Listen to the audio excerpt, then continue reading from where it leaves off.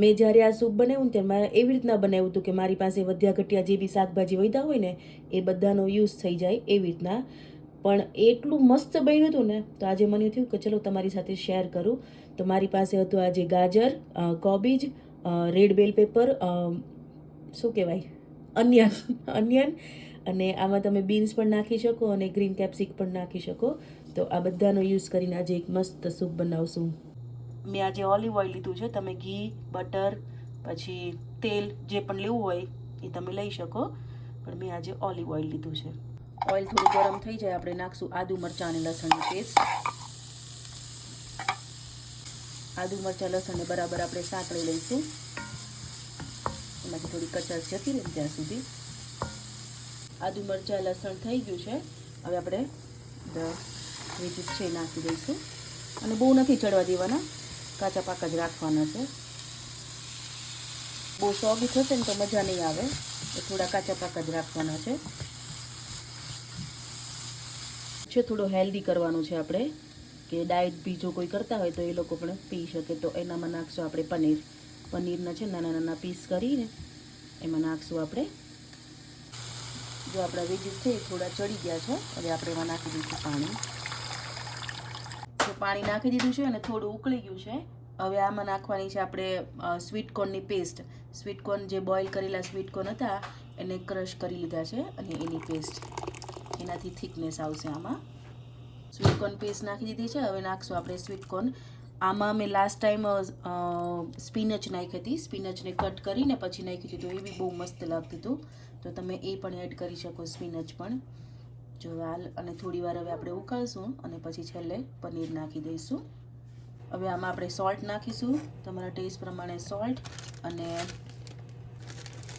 નાખીશું black paper powder, મરીનો powder નાખ્યો. હવે નાખ્યો છે મોરિંગાનો, એટલે મોરિંગા પાવડર નાખ્યો છે. હવે આને બરાબર મિક્સ કરી દઈશું. મોરિંગાનો પાવડર નાખ્યો એ ટોટલી ઓપ્શનલ છે, તમારી પાસે હોય તો નાખવાનો, અધરવાઇઝ નહીં.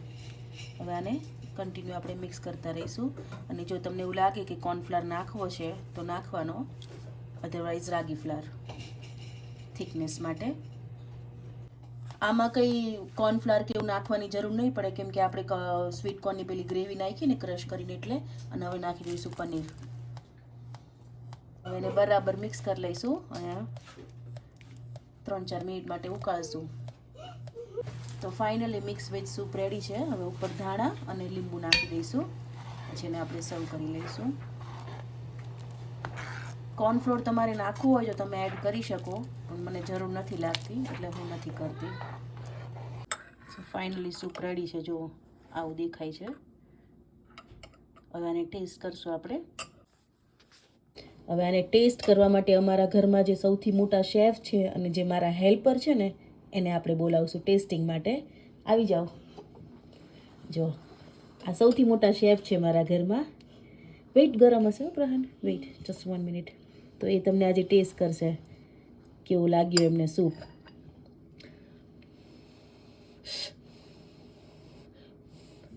ઓકે, તો હોટ સૂપ હોટ જ પીવાનો હોય કે ફ્રીજમાં મૂકીને ના પીવાનો હોય?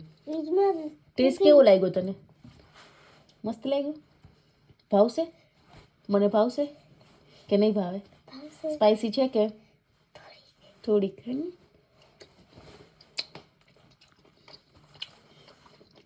સ્વીટકોર્ન આવે છે, મસ્ત છે. તો તમે પણ ટ્રાય કરજો આ સૂપ એકવાર, હે ને? જો બીજી વાર ચાલુ થયો છે. વેઇટ, પ્રહાન હોટ હશે બેટા, ને ફૂ કરવું પડશે.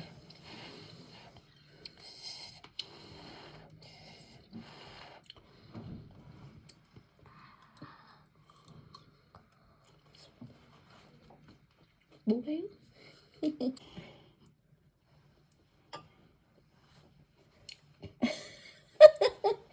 આટલું સરસ બન્યું.